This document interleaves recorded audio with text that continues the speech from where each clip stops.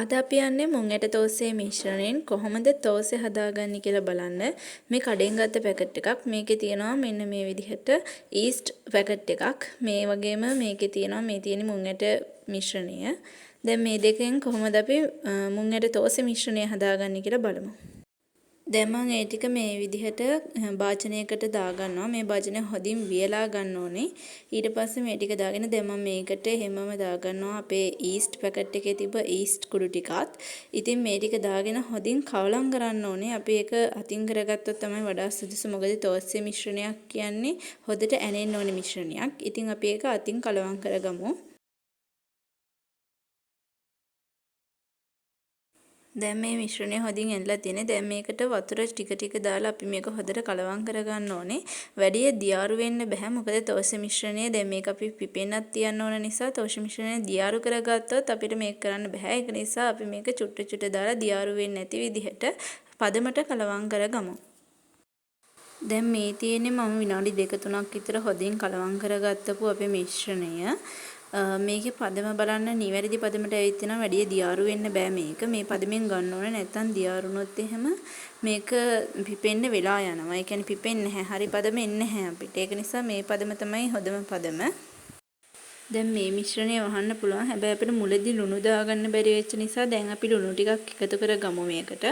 මුලදී ඔයාලට අර ඊස් දාපු තැනදීම ලුණු එකතු කරගන්න පුළුවන් මේකට. හැබැයි පස්සේ එකතු කරගත්තා කියලා ප්‍රශ්නයක් වෙන්නේ නැහැ. මම මෙතන ලුණු හැදි එකමාරක් ගත්තා. දැන් ඒක මම ආයේ මේ විදිහට හොඳින් මිශ්‍ර කරගන්නවා. ඊට පස්සේ අපි මේක මිශ්‍ර කරගෙන ඉවරලා මේ එක තැනකට කරලා මේ විදිහට පතර කෑල්ලක් හරි ඔයාලා කැමති එකකින් වහගන්න පුළුවන් මේක. ඇතුළට හුලං යන්නේ නැති වෙන්න. ඒ වගේම මම මෙතන අරන් තියෙනවා බීලෝන ගෙඩි දෙකක්, කරපිංචා ටිකක්, සුදු ලුණු ටිකක් අරන් තියෙනවා. ඊට පස්සේ ලුණු චුටක් අරන් ගත්තා. ඒ වගේම කෑලි මිරිස්, මස් කරි, ඒ වගේම අබ කුඩු ස්වල්පයක් එකතු කරගන්නවා. මේක එකතු කරගන්නේ අපේ පිටි මිශ්‍රණය වඩාත් රසවත් කරගන්න. දැන් මම මේ විදිහට තාච්චියක් ලිපේ තියාගන්නවා. ඒක රත් වුණාට පස්සේ මම මේ විදිහට තෙල් ටිකක් එකතු කරගන්නවා. ඔයාලට අවශ්‍ය ප්‍රමාණයට තෙල් එකතු කරගන්න. ඔයාලා කපාගත්ත හැම දෙයක්ම ටෙම්පරාදුවක් දාන්න තමයි යන්නේ. මම තෙල් සල්පයක් එකතු කරගන්නවා මේ විදිහට. ඊට පස්සේ මේක රත් වෙගෙන ඉද්දි මම මේකට දානවා ලුණු කපාගත්ත බීලුණු ටික. මේ ලුණු ටික අඩු ගින්දරේ හොදට බෙද ගන්න ඕනේ. ටෙම්පරාදුවට හරි පදමට ගැලපෙන්න මේ ලුණු ටික බීලුණු ටික බෙද ගන්න ඕනේ. ඊට පස්සේ දැන් මේකට මම එකතු කරන රබ කුඩු ස්වල්පය සහ මස් කරි ස්වල්පය. ඒ ටිකත් හොදට බෙදෙන්න අරිනවා.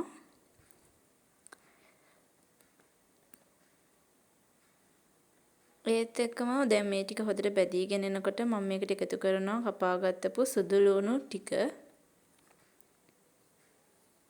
ඒ වගේම කරපිංචා.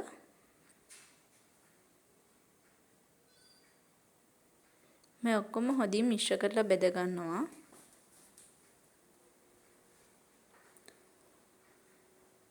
දැන් මේ ටික හොඳට ටෙම්පරාදු වීගෙන එනකොට අපි අන්තිමට දාගන්නවා ලුණු ටිකක්. ලුණු ස්වල්පයක් දාගත්තාම ඇති ඔයාලගේ රස අනුව. ඒකත් එහෙමම කලවම් කරගෙන ඉන්න ගමන් අපි මේකට දාගන්නවා අර කෑලි මිරිස් කුඩු ටිකක්. මෙතනදී මම මේස හැන්දක් වගේ ගත්ත කෑලි මිරිස්. ඊට පස්සේ මේ ටික ඔයාලා කැමති විදිහට ටෙම්පරාදු කරගන්න ඔයාලා ආස පදමට මේක එනකන්. ඊට පස්සේ අපි මේක ලිප ඔෆ් කරලා නිවෙන්න පොඩ්ඩක් තියාගමු. දැන් මේ තියෙන්නේ මම පැය 3ක් තියාගත්තපු අපේ මිශ්‍රණය. මේ මිශ්‍රණය මම 3:00ට හවස 3:00ට විතර තමයි දැම්මේ. 6:00 වෙද්දි මම මේක ආයේ එරලා බැලුවා. මේ තියෙන විදිහට තමයි මේක පිපිලා තින්නේ. පස්සේ මම මේකට එකතු කරගත්තා බිත්තර දෙකක්. මේ බිත්තර එකතු කරගද්දී කටු වැටෙන්නේ නැති වෙන පරිස්සමට එකතු කරගන්න. ඊට පස්සේ මම මේක හොඳින් කලවම් කරා. මේ බිත්තර ටික වලට ඕනම් පුළුවන් බීට් කරලා දාගන්න. නැත්නම් මේකට දාගෙන හොඳින් කලවම් කරත් ප්‍රශ්නයක් නැහැ. හැබැයි හොඳට කලවම් වෙන්න ඕනේ මේක බිත්තර ටික පැහැදිලිව නොපෙනෙන තරමට. ඊට පස්සේ මම මෙතන අරගෙන තිනවා මේ විදිහට පොල් කිරි. මේ පොල් කිරි ටික උකු පොල් කිරි ටිකක්. එතකොට මේක එකතු කරගන්න ඕනේ ඔයාලගේ සුදුසු පදම එනකන්. මේක වැඩි දියාරු වෙන්නත් බෑ. තෝස මිශ්‍රණයක සුදුසු පදම එනකන් තමයි මේක මිශ්‍ර කරගන්න ඕනේ. ඔයාලට කැමති විදිහට මේකට අපේ පොල් කිරි ටික දදා මිශ්‍ර කරගන්න පුළුවන්. හරි ඊට පස්සේ අපි අපේ මේ තෝරසේ මිශ්‍රණයට අර මම ඉස්සර දාගත්තපු තෙම්පරාදෝ මම මේක හොඳට කොටා ගත්තා. ඔයාලට පුළුවන් ඉතින් වංගෙඩියේ හරි බෙන්ඩර් එකේ හරි දාලා කොටා ගන්න. ඊට පස්සේ මේකත් දාගෙන හොඳට මිශ්‍ර කරන්න ඕනේ මේක.